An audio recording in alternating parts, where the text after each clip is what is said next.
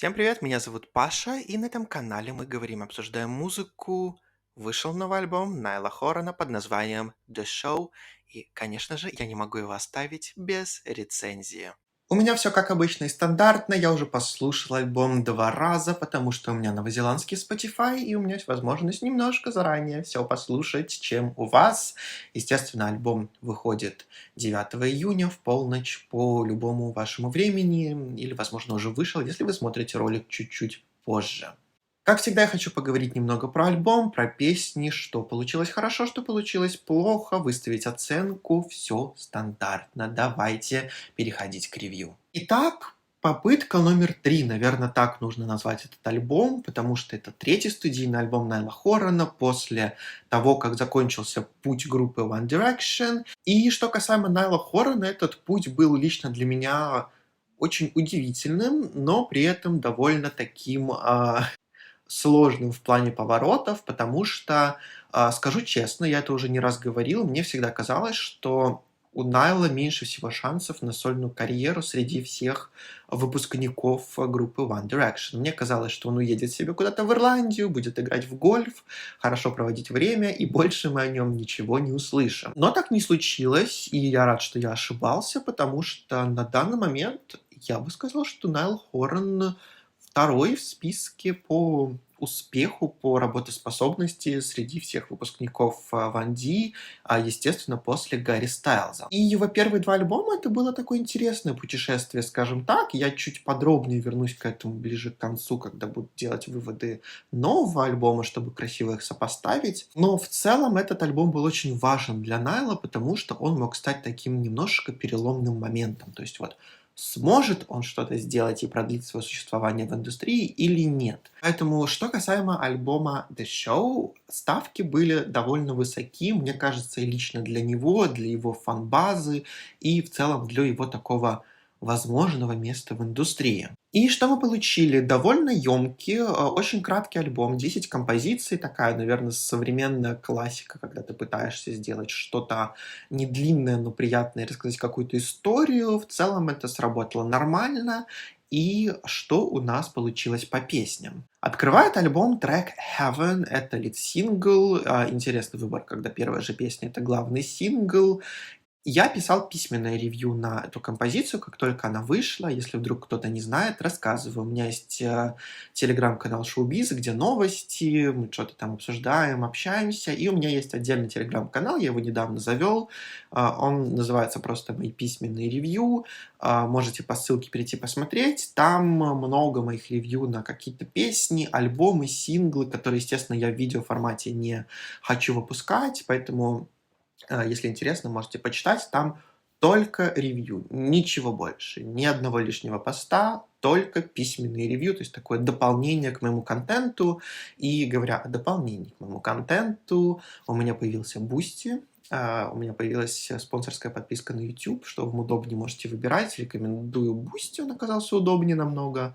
Но туда будут периодически выгружаться ролики раньше, чем для всех остальных. Туда будут попадать некоторые письменные ревью, там я буду собирать все свои оценки, то есть там вы можете полноценно увидеть весьма мыслительный, скажем так, процесс, и в целом просто, если хотите поддержать меня, мой канал в Телеграме, мой канал на Ютубе, мне было бы очень приятно, но не суть.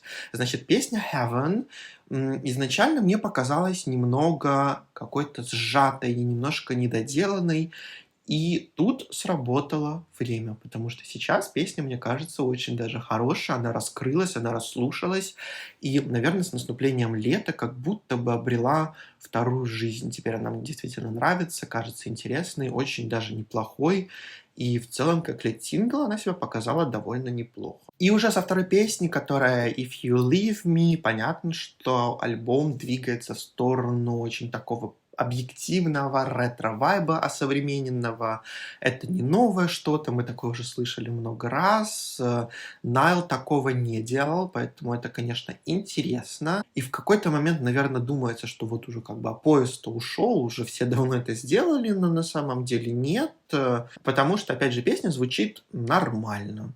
То же самое я могу сказать о третьей композиции «Meltdown». Это один из синглов, у меня есть на него письменное ревью, уже знаете, где можно почитать. Такая вполне себе родийная поп-песенка без претензий на что-то особенное. В четвертой Never Grow Up мы получаем такую отборную порцию уже синтов, то есть такое звучание, наверное, 70-х, я бы даже сказал. И, наверное, за счет того, что это не какая-то игра с 80-ми, 90-ми, не кажется, что уже прям все это сделали. Нафталин, плохо, ужасно. Нет. И вот к пятой песне, это песня The Show, то есть такой self-title альбома, мы подобрались к действительно великолепным композициям, потому что эта песня мне понравилась с первого же прослушивания. Это уже такая балладная композиция, первая на этом альбоме. И тут мне очень понравился текст, мне очень понравилось, как Найл Хоран с ним поработал, как это все прозвучало, как это все выглядело в контексте альбома. То есть тут вот прям случилась уже такая вау, супер, класс, потрясающая композиция. То же самое я могу сказать про шестую композицию You Could Start a Cult, потому что из всех вариантов названия этой песни, вот все, что я мог себе представить, как она будет звучать, последнее, что я ожидал, это балладу с губной гармошкой. Но это сработало просто великолепно, потрясающе красивая композиция, очень такая около киношная, очень саундтречная, я бы так ее назвал.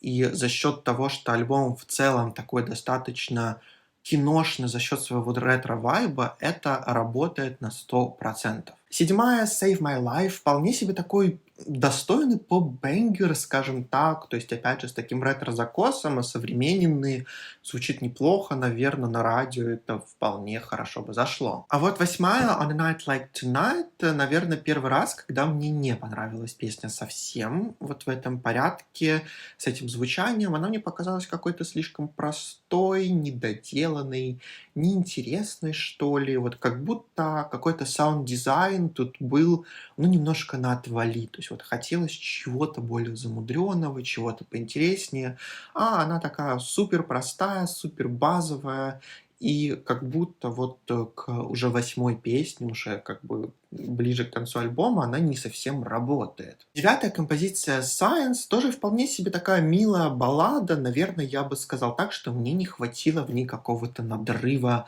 какой-то вот, знаете, более яркой, мощной эмоции именно в исполнении от Найла, потому что все остальное там в целом звучит хорошо, но вот как будто вот хотелось какого-то пика эмоций ближе к концу альбома, который довольно ровно шел все время. И закрывает альбом композиция Must Be Love, и, наверное, хотелось бы какого-то более мощного закрытия, скажу честно.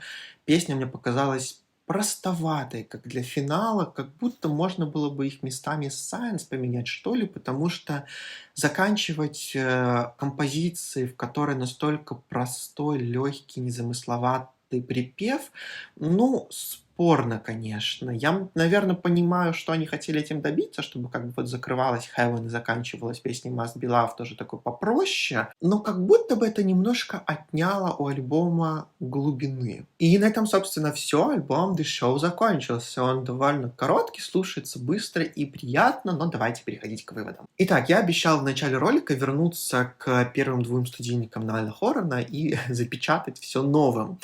Вот смотрите, мои мысли по его такому творческому пути складываются как-то так. Его дебютный альбом мне показался неконцептуальной работой, в которой были довольно неплохие песни местами особенно. То есть конкретно отдельно они звучали неплохо, вместе это был такой альбом «Сборная солянка. Показать себя». Это был вполне неплохой альбом. Мне он понравился еще в момент его выхода.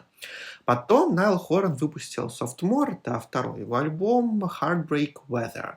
И там уже он пытался запариться над концепцией, над какой-то цельностью пластинки, но, к сожалению, пока он парился над цельностью, не получилось совсем с самим наполнением. Мне показались там очень слабые песни, они не сработали, за счет этого концепт тоже провалился, и альбом Heartbreak Weather мне совсем не понравился. И все это подводило к тому, что третий альбом будет очень такой важной точкой для его карьеры, потому что если бы у него случился еще один провал, то казалось бы, что ну, его такая позиция в музыке, как самостоятельного, скажем так, артиста, который отрывается от образа бывшего участника Ванди, ну, провалилась. Но переходя к хорошему, насколько, я не знаю, вы поняли или нет по моему анализу песен, у Найла Хорана получился другой вариант, потому что наконец-то с третьим альбомом у него получилось сложить хорошую музыку с концептом, сложить это воедино и выдать действительно хороший, интересный альбом. Мне почему-то кажется, что у Найла просто в итоге получилось собрать вокруг себя команду, которая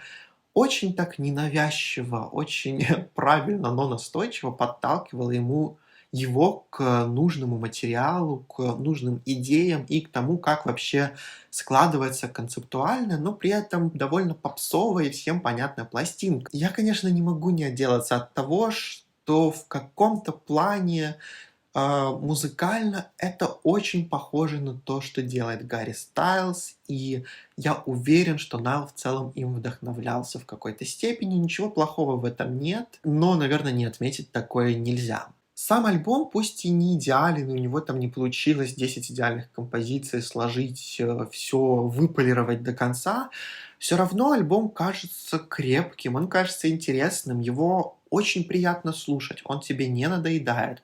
Он кажется вполне себе таким альбомом настроением, альбомом на лето, который ты можешь в целом без скипов послушать, насладиться, послушать какие-то его новые идеи, потому что здесь, мне кажется, он намного глубже стал писать. То есть, несмотря на то, что это довольно простые, понятные всем тексты, они стали звучать более емко, более осознанно. То есть вот как будто вот наконец-то прозрел, скажем так, мальчик и смог выдать то, что у него, возможно, не получалось отточить до такого уровня на первых двух альбомах. И, наверное, в целом я могу сказать, что я очень доволен тем, что получилось у Найла Хорана с этим альбомом. Советую всем его послушать, если вы его не планировали, допустим, слушать.